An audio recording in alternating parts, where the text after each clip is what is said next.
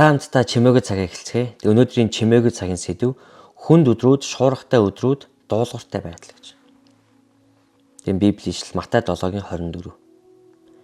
Тиймд эдгээр үгийг минь сонсоод үүний дагуу үйлдэгч хүн бүр хадан дээр байшингаа барьсан ухаалаг эртээ зүрлэгднэ гэж.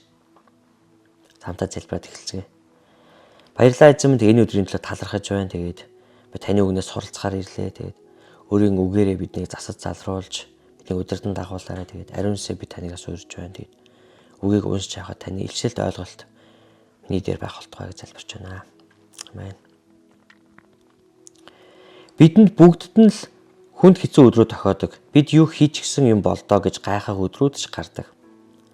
Миний хувьд захирал болохыг хүсэхгүй байсан тэр өдөр. Бурханд хандан та намайг санаж байна уу? Би таны хөвгүүдийн нэг дасгалжуулагч байна. Эзэн, би чимээгүй цагийн энэ номыг бичсэн. Энэ бүхэн болох ёстой юу? Гэж бодсон үеуд бүгд хүнд өдрүүд байлаа. Яагаад Христэд итгэгч хүмүүс амьдралын шуургыг давах ёстой юм бол гэж бодох үе бидэнд гардаг. Яг үнэндээ дэлхий дээрх зарим хүмүүс биднээс илүү зоох ёстой гэж бодох тал бидэнд бий.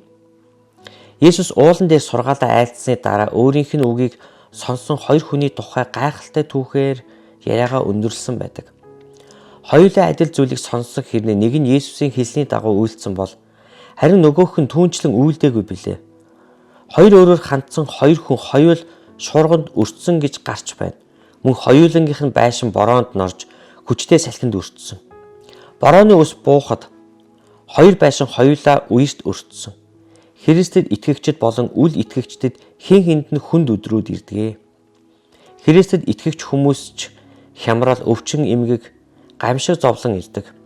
Ялгаа нь шуурганд биш, амьдралын суурьнд байгаа юм.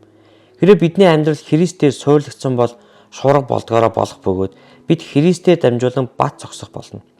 Бид Христээр дамжуулан гай зовлон даван туулж ялах болно. Бид түүний үгэнд дуулууртай байж түүний тушаалуудын дагуу үйлдэн түүний үнэнээр амьдрах нь бидний давах ёстой даваа юм. Христ бол бидний хадан суурь, бидний амьдралын мөнхийн суурь билээ. Шуурга гарцаагүй болно. Гэхдээ Христээр дамжуулан итгэл маань бат байх тул Бурхан талархъя. Амен. Луг 8:24 дээр тэд түүн рүү очиж сэрээгээд эзэн минь бид сүүрч байна гэхэд тэр босож салхи ба овоолзох давлгааг зандарахад салхи намдаж нам гүн болвоо. Амен.